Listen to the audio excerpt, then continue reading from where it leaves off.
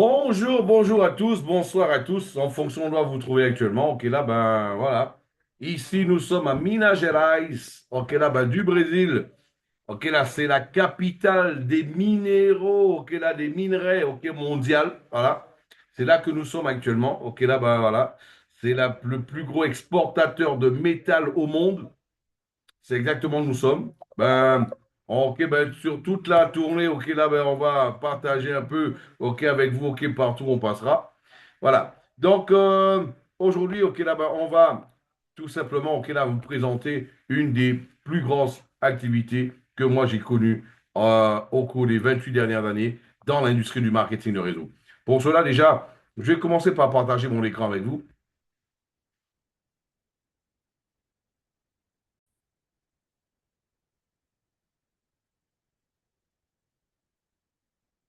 Dans un premier temps, ok déjà, ce qu'il faut savoir aujourd'hui, nous allons parler en fait là du réseau bot.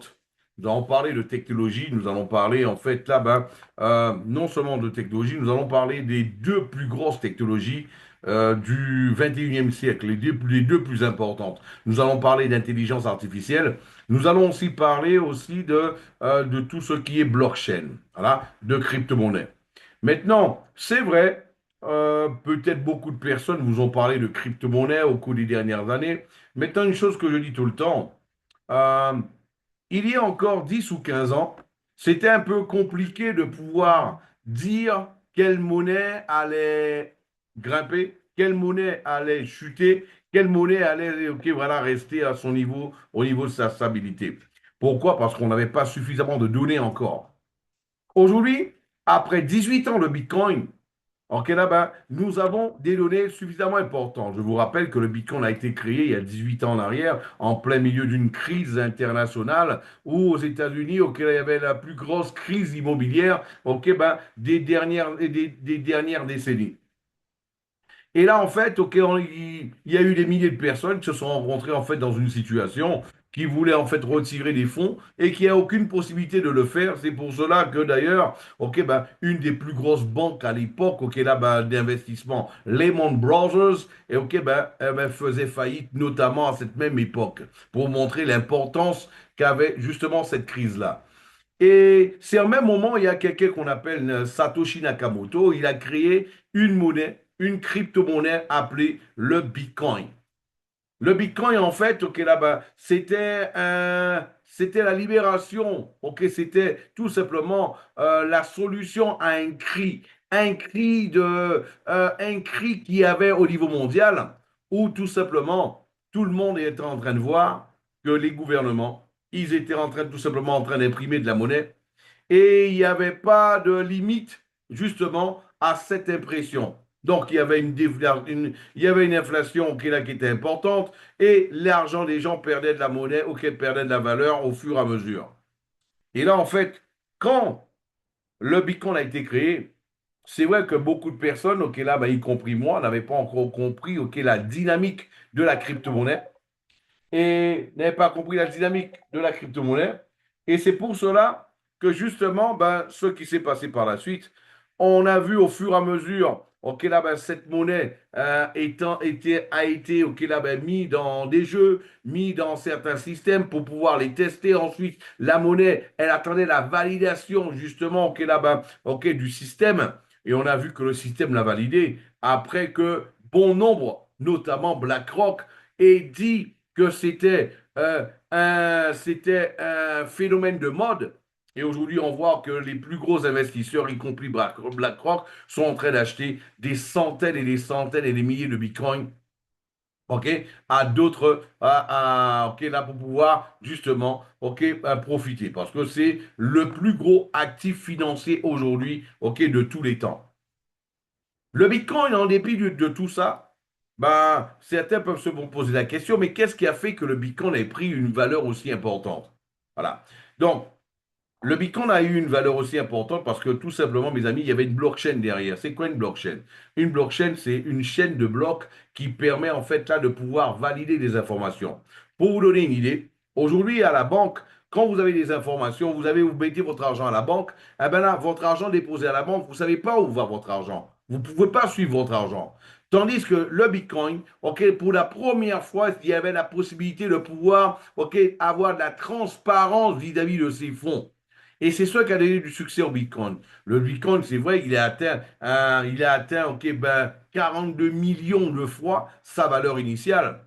Maintenant, question, est-ce que le Bitcoin le ferait si toutefois le Bitcoin, ok, n'avait pas cette grosse technologie derrière qu'on appelle la blockchain? Je suis sûr que non. Parce que c'est la blockchain qui donne justement cette chaîne de blocs, qui donne cette transparence, ok, et qui permet justement, ok, au Bitcoin d'avoir cette force-là et certaines crypto-monnaies aussi. Mes amis, après, avec, ok, 42 millions de fois de la valeur initiale, et pourtant, le Bitcoin, ah ben, c'est la blockchain la plus mauvaise, c'est la plus lente et la plus compliquée qui existe sur le marché. Pour solutionner cela, en fait, on a vu la deuxième génération de Bitcoin, de blockchain arriver, qu'on a appelée la blockchain 2.0, qui était la blockchain d'Ethereum, qui, pour la première fois, donnait la possibilité non seulement de pouvoir échanger des fonds, ok, de personne à personne, mais aussi d'avoir le pouvoir échanger des biens. Ok, comme, ok, là, on a vu, ok, ben, de l'immobilier, un terrain, etc. On a vu ça des NFT, ok, des tableaux, on a vu, ok, là, plusieurs éléments, plusieurs, ok, biens sont en train d'être aujourd'hui échangés, ok, ben, sur Ethereum par le biais des smart contracts, des contrats intelligents. Et mes amis, je vous dis une chose, ça a été une grosse technologie. Par contre, Ethereum, ok, c'est la blockchain qui a les frais de gaz les plus importantes. En dépit de tout ça, on a vu Ethereum arriver en fait quand même à sa monnaie initiale a quand même été multipliée par 16 000. C'est pas rien, c'est pas des moindres. Ok, c'est énorme quand même. Malgré tout ça. Mais pour résoudre le souci ok d'Ethereum, on a vu arriver ok par la suite la blockchain de Binance. Ok, la BNB. Voilà. Donc, la blockchain de Binance, je vous rappelle que Binance avait une monnaie qui a végété pendant des années et des années, mais il a suffi que Binance puisse lancer, ok, là, sa monnaie sur une blockchain, ok, là, pour voir, en fait, il suffit que ok, ben, Binance ait lancé sa monnaie sur une blockchain pour qu'on puisse voir, ok, ben, tout simplement, la monnaie de Bitcoin, ok, de Binance exploser littéralement et atteindre 9000 fois sa valeur initiale. Ça a été quelque chose de très important. Maintenant, la monnaie de Binance a fait ça, mais par contre, Binance n'a pas d'intelligence artificielle. Et aujourd'hui, je vais vous présenter la blockchain 4.0. C'est une blockchain totalement modulaire. Philippe, ça veut dire quoi une blockchain modulaire? Je vais t'expliquer. Jusqu'à maintenant, les programmeurs sur le web 3.0 avec leur programme, quel que soit le programme qu'ils ont, quel qu'ils aient, ça soit un jeu, que ça soit un casino en ligne, quel que soit ok, ben, ce qu'ils sont en train de faire, ou alors ça peut être ok, là, ben, un système d'arbitrage. S'ils doivent ok, là, ben, le faire évoluer, ils doivent tout recommencer de zéro. Ils doivent recommencer la programmation de zéro juste pour faire une petite amélioration. Voilà. Tandis qu'ici, avec cette blockchain-là, eh ben là, c'est constitué d'un algorithme modulaire. Et cet algorithme modulaire fonctionne comme si c'était un jeu, comme les jeux pour les enfants qu'on appelle les Lego.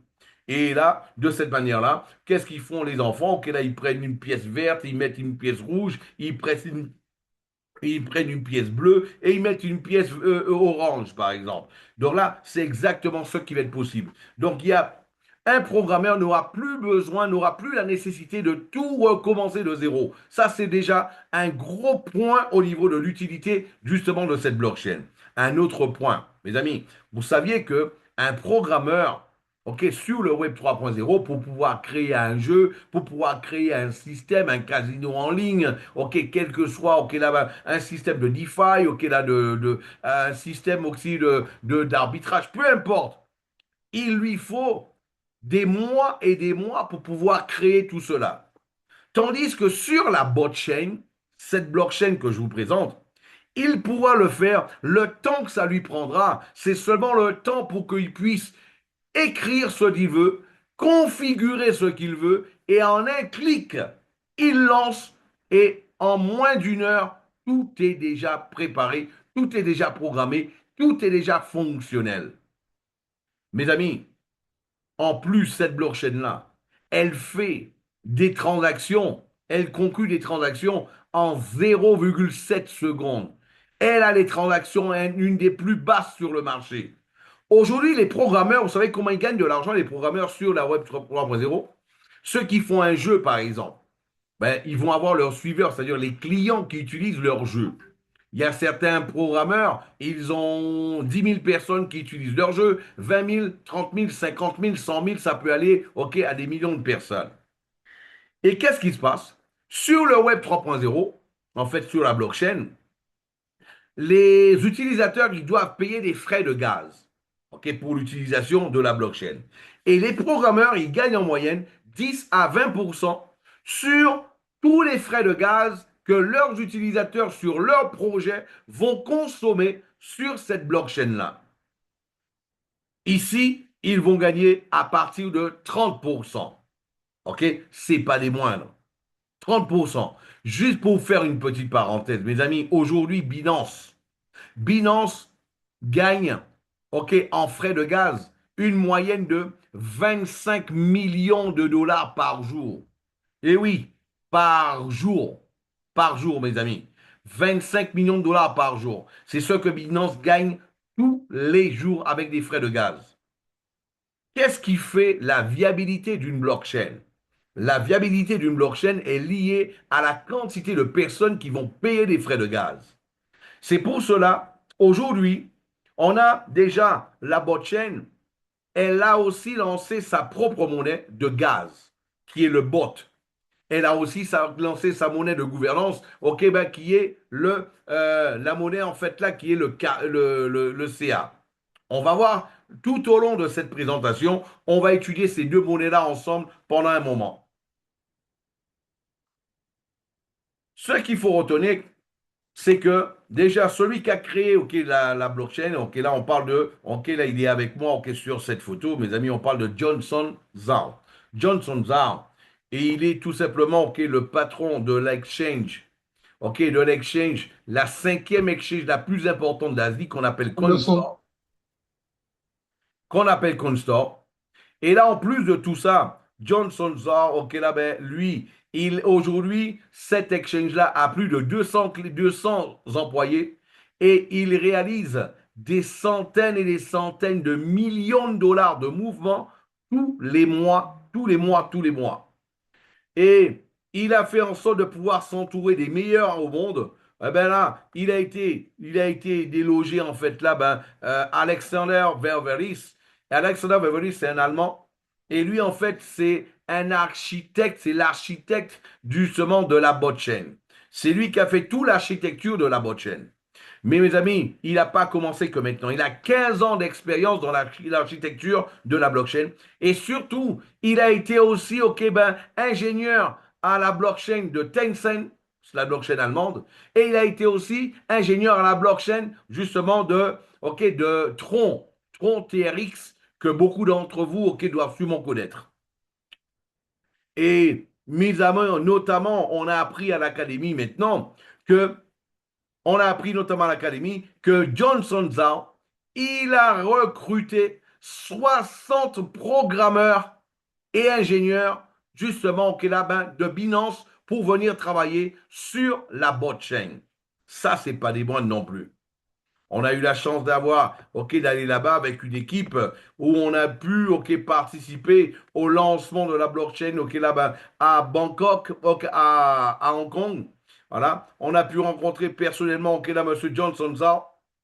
Et surtout, mes amis, ce qu'il faut retenir, c'est que là, on est en train de parler, d'une blockchain qui est totalement différenciée, avec un réseau totalement public.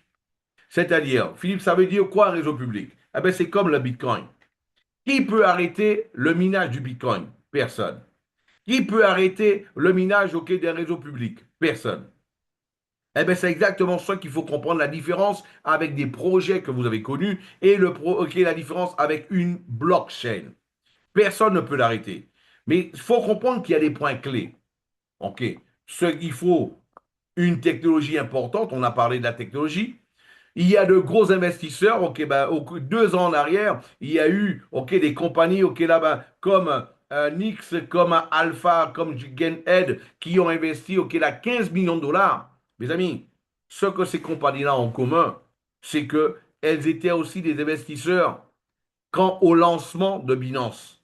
Ça peut être tout simplement une coïncidence, ou alors c'est tout simplement des investisseurs avertis qui savent exactement ce qui va se passer. Voilà. Donc, 15 millions de dollars, c'est pas 15 000 francs. C'est pas 15 000 dollars, c'est pas 15 000 euros. Voilà. Donc, on a vu les compétences clés de la blockchain. Maintenant, la question que je vous pose, quand on voit quand on voit que la blockchain de Binance a été, la monnaie de Binance a été multipliée par 9000 fois avec sa blockchain, quand on voit que la monnaie d'Ethereum a été multipliée, ok, ben 16 000 fois avec sa blockchain.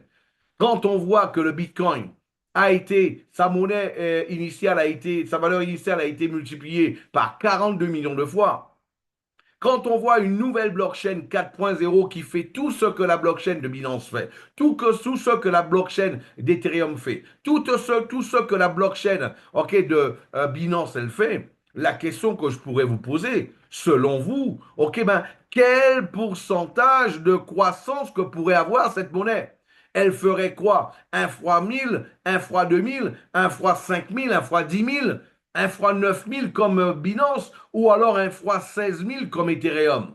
Moi, je ne pense pas qu'elle ferait un fois 42 millions comme Binance. Je suppose que pense que Binance, ça a été quelque chose d'exceptionnel. Et là, ben, c'était ok, ben, la genèse de la crypto. Je ne pense pas qu'une autre monnaie pourra faire ok, tel que ce que Bitcoin a fait au départ. Mais je vous dis, et si elle faisait la monnaie, ne serait-ce qu'un fois 100, un fois 500, un fois 1000, ou alors, comme Binance, un fois 9000. Je vous rappelle que Binance n'a pas d'intelligence artificielle. Je vous rappelle qu'à Binance, un programmeur, il prend des mois pour pouvoir programmer son projet. Je vous rappelle qu'à Binance, un programmeur, il ne gagne que 15 à 20% sur les frais de gaz. Tandis que sur la blockchain, il gagne 30%. Sur la blockchain, il a son projet qui est prêt en 1 heure. Donc, selon vous, où est-ce que le programmeur, il mettra son énergie? Eh bien là, vous avez fait tout simplement, OK, le calcul, mes amis. Donc, c'est pour cela. Et en plus, pour pouvoir accélérer tout cela, la compagnie, qu'est-ce qu'elle a fait?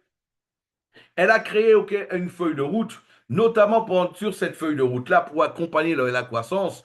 Elle a annoncé, OK, au mois d'avril dernier, qu'elle a mis sur la table, OK, là-bas, 50 millions de dollars pour pouvoir faciliter l'attraction, OK, attirer les meilleurs programmeurs, OK, ben, au niveau mondial pour qu'ils puissent emmener leur projet, OK, sur cette blockchain-là.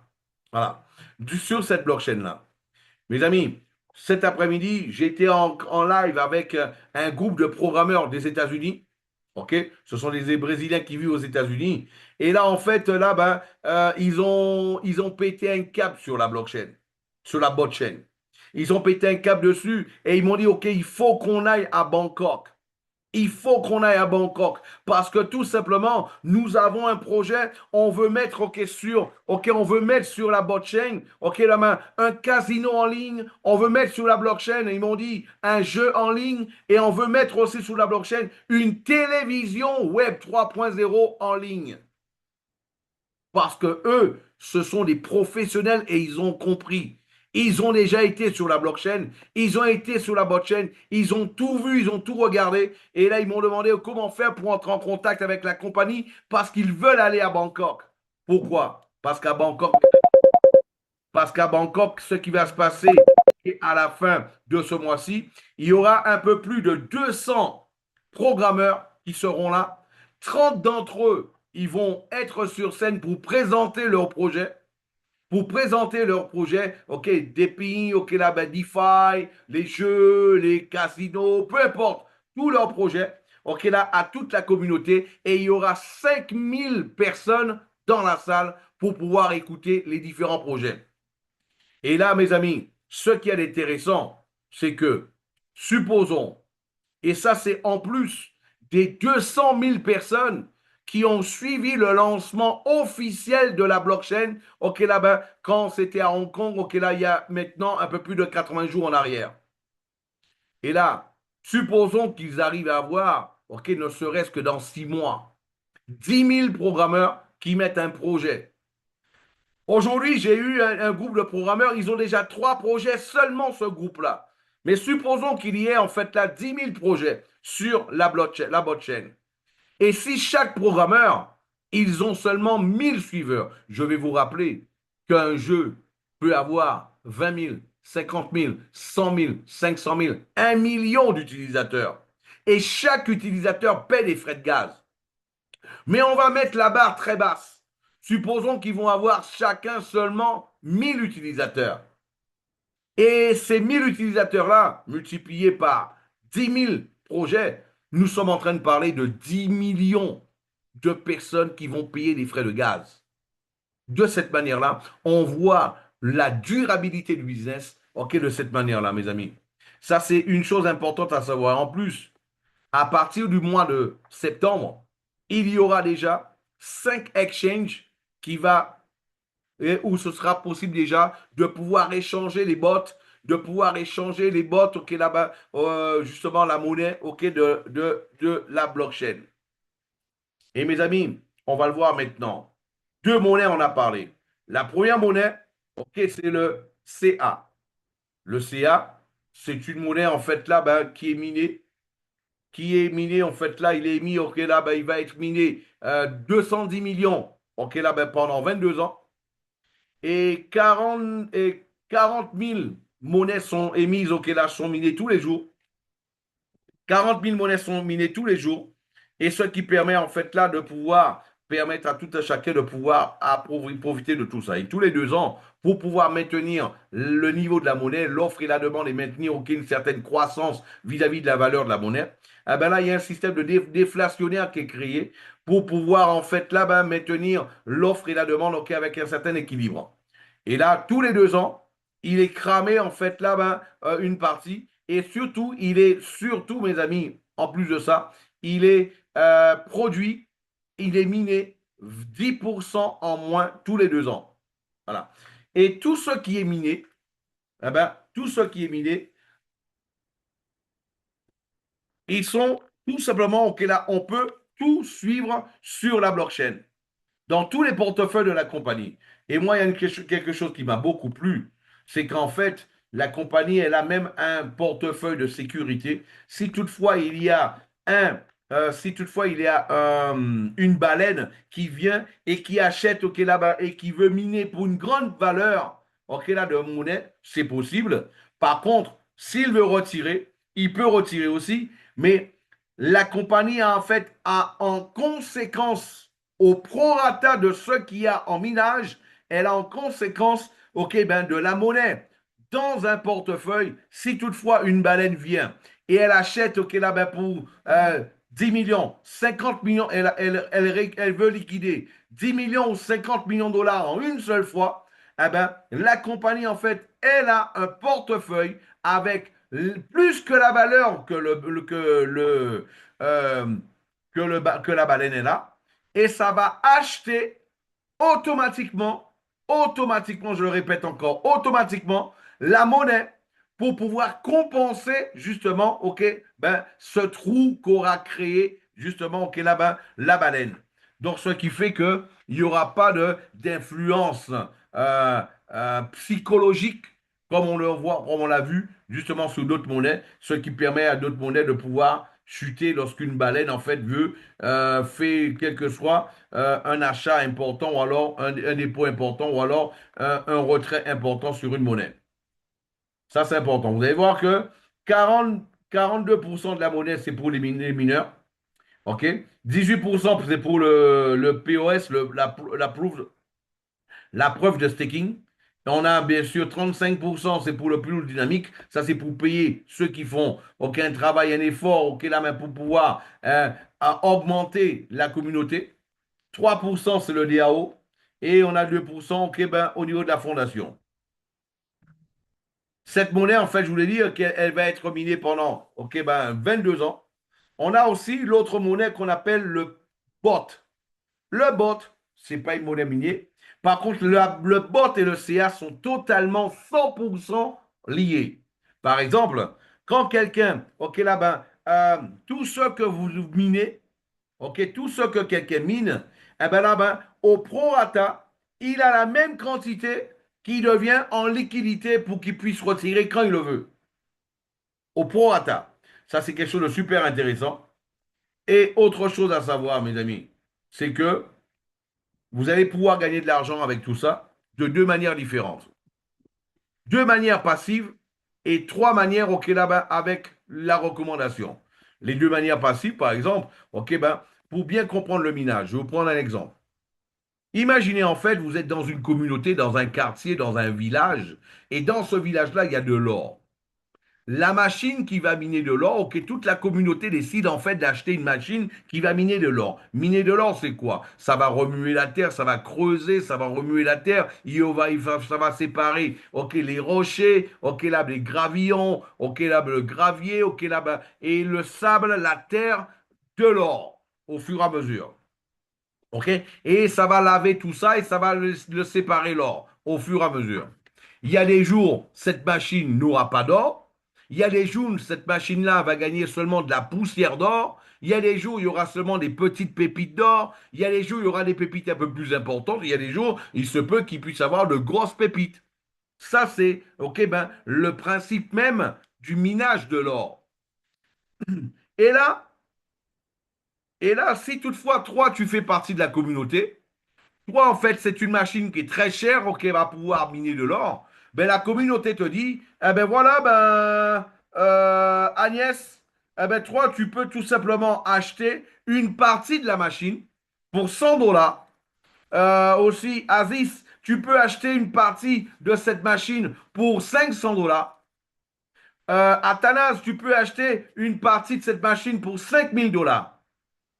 À la nièce, toi qui as acheté pour 100 dollars, tu vas recevoir tous les jours de la poussière d'or. Tous les jours, tu vas recevoir de la poussière d'or. Et on sait très bien que la poussière d'or, plus de la poussière d'or, plus de la poussière d'or, ça fait des petites pépites d'or. OK? Et ensuite, on a justement, OK, Aziz, eh ben lui, qu'est-ce qui se passe? Ben lui, en fait, Aziz, il a pu acheter pour 1000 dollars de cette machine-là. Et Aziz, qu'est-ce qui se passe? Tous les jours, Aziz va recevoir des toutes petites pépites, OK, d'or, tous les jours, tous les jours, tous les jours, OK, que la machine, OK, va miner de l'or. Voilà. Il y a des jours où il n'y aura rien, il y a des jours où il y aura un peu. Ah, ça, c'est le principe même du minage d'or. Et Athanas, lui, par contre, il a acheté pour 10 000 dollars, ok, là-bas, il a pris possession, il a acheté la possession de cette machine-là à hauteur de 10 000 dollars. Ça veut dire que Athanas, il va recevoir l'équivalent, ok, d'une manière proportionnelle, justement, de la valeur de la machine, ok, à hauteur de 10 000 dollars. Ça, c'est le principe même du minage traditionnel. Le minage en ligne, mes amis, la différence, c'est quoi? Ça se fait sur une blockchain, OK? Et c'est digital. Le minage traditionnel, il y a des jours où il y a de la poussière d'or, il y a des jours où il n'y a rien. Tandis que le minage en ligne digital, il y a 40 000 monnaies par jour. Tous les jours, tous les jours, tous les jours. Il n'y a pas de jour, il n'y a pas de minage avec le minage digital. Tous les jours, justement, il y a de la monnaie qui est minée. Et là, bien sûr, de la même manière, on a vu, ok, la main Agnès, avec ses 100 dollars, elle ne peut pas acheter une machine de minage, mais Agnès, elle peut acheter une partie, ok, ce qu'on appelle la puissance de minage, la puissance de calcul. Voilà, la puissance que justement de cette machine-là. Et ce qui va se passer, Agnès va recevoir l'équivalent, ok, au proportionnel, ok, de 100 dollars de la machine, de la production de cette machine-là. 100 dollars. Et on a vu Assis, lui qui a mis 1000 dollars, eh ben lui va recevoir, en fait, Agnès va recevoir, ok, de la poussière de monnaie. Tandis que Assis, avec ses 1000 dollars, va commencer à recevoir des petites pépites de monnaie, ok, du CA. Et on a vu Athanas, lui, qui a mis 10 000 dollars, il va recevoir quelques monnaies par jour. Ok, là, ben, par mois, par semaine, il va recevoir quelques monnaies. C'est-à-dire qu'il va recevoir des pépites un peu plus importantes. C'est le même principe, mais là, c'est le minage qui est réalisé de manière, en fait, qui est là-bas, digitale. Donc, ce que vous allez gagner en minage, ça va représenter une moyenne de 0,5 à 1% de rendement par jour. OK? Et ce que vous recevez tous les jours, vous pouvez le prendre et le transformer. Vous pouvez le prendre et le transformer en USDT tous les jours et envoyer sur votre compte bancaire. OK?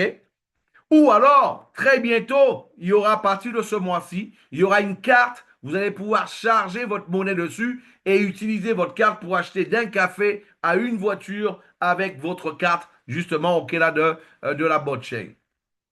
OK? Donc, ça, c'est déjà un premier élément à comprendre. Maintenant, celui qui ne veut pas, moi, ce que je gagne tous les jours, j'en ai pas besoin maintenant. Tu peux le prendre et le mettre en staking. C'est quoi le staking? C'est prendre ta monnaie et le louer à la compagnie. Tu prends ta monnaie, tu mets là, tu dis, j'en ai pas besoin maintenant, je vais le louer. Et en échange de cela, la compagnie va te payer, OK, ben, de 0,5 à 1% par jour. Mes amis, c'est pas la première compagnie à faire ça, hein. Binance, OK, l'a fait, le fait. OK, là, ben, il y a tout plein de compagnies, OK, là, de crypto-monnaies qui le font. C'est pas une nouveauté. Peut-être tu entends parler de ça maintenant. Le staking, c'est quelque chose de commun aujourd'hui OK, dans tout l'écosystème de la crypto-monnaie. Ici, c'est quelque chose que tu as en plus. En plus de ce que tu vas gagner au niveau du minage, qui est de 0,5 à 1% par jour, tu peux en plus de ça mettre tout ce que tu gagnes ok, comme rendement ok, en staking et en plus de ça, ok, augmenter de 0,5 à 1% par mois, par jour tout ce que tu gagnes. Donc là, c'est un gain assez intéressant. Ça, ce sont les deux manières de gagner justement d'une manière passive. Je rappelle que ça, c'est sans avoir besoin de parrainer qui que ce soit. Ça, c'est ce qui est intéressant. Maintenant, celui qui va parrainer, il y aura une possibilité pour lui de gagner encore plus. Comment il va faire? Ah ben là, tout simplement, on a vu tout à l'heure que il y avait la compagnie, qu'est-ce qu'elle fait? On a vu qu'il y a euh,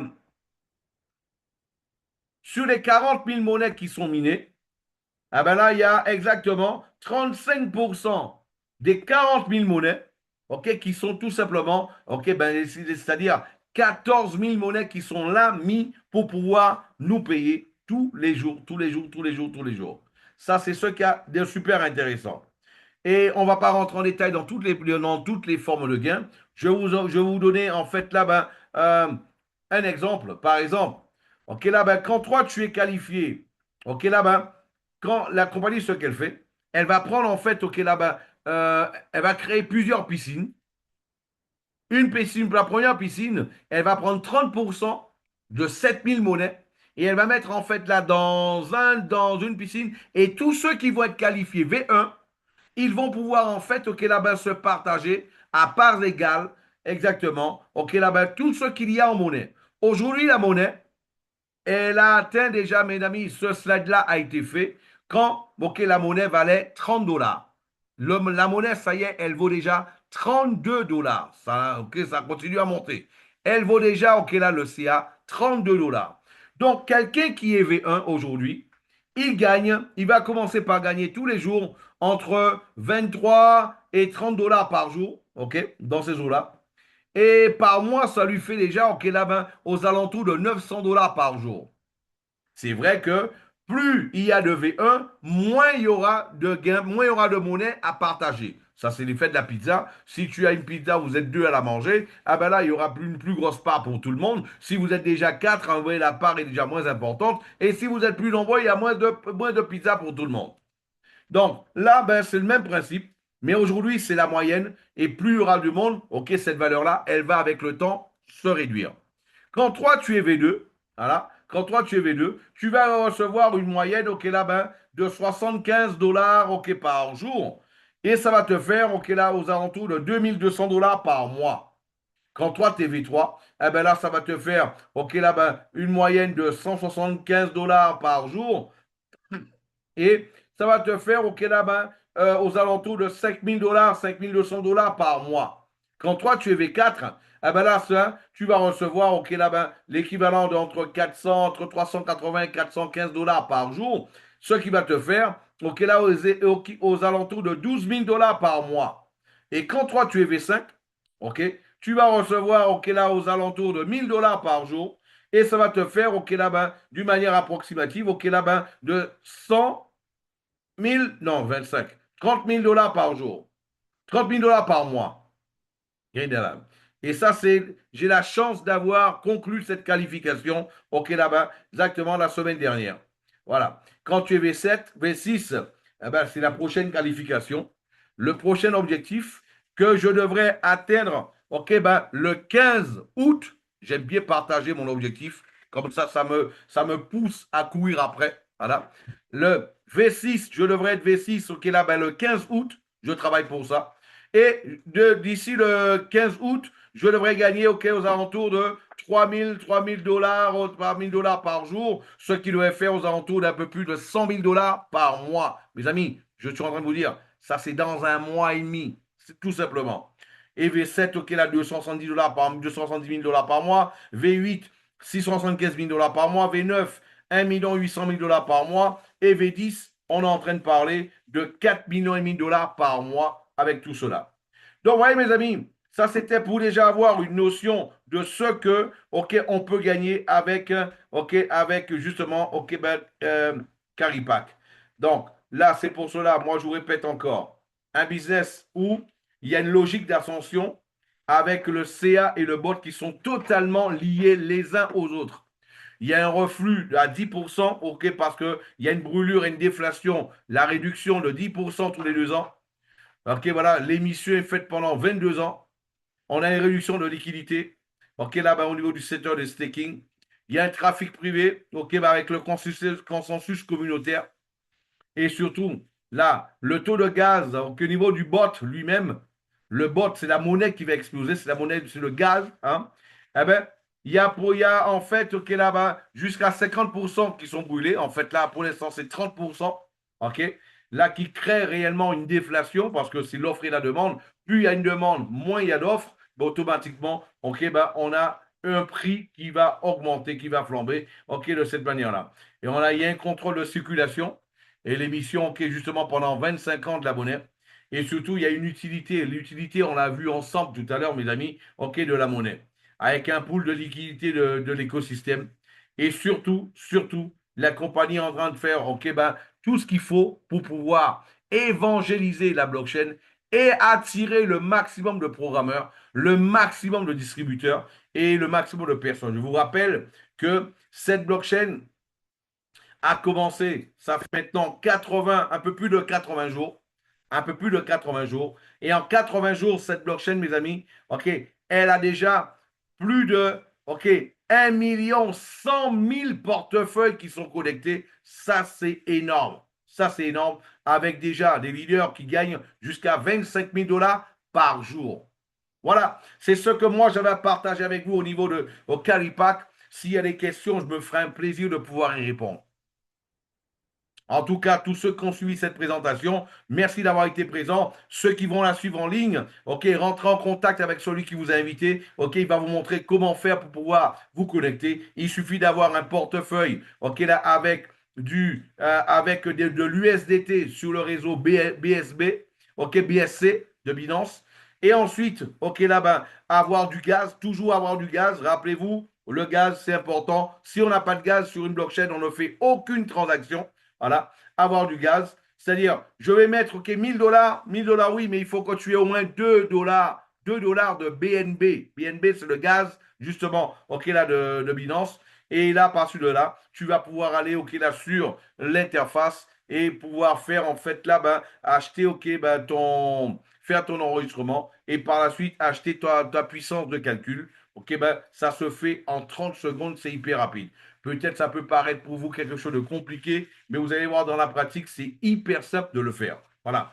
Donc, voilà mes amis, c'est ce que j'ai partagé avec vous. C'est vrai que vous pouvez utiliser n'importe quelle wallet du Web 3.0. Moi, je conseille Rabi Wallet parce que Rabi Wallet, ça reconnaît avec le lien du parrain automatiquement la blockchain. Il n'y a pas de blockchain à configurer. Ça, c'est déjà 5 ou 6 étapes pour dans l'enregistrement que vous allez sauter, que vous allez chanter et qui fait gagner du temps. Et le temps, c'est quoi? C'est de l'argent. Merci à vous tous d'avoir été présents pour ce live et je vous dis à très bientôt pour une prochaine présentation. Ciao, ciao, bye bye.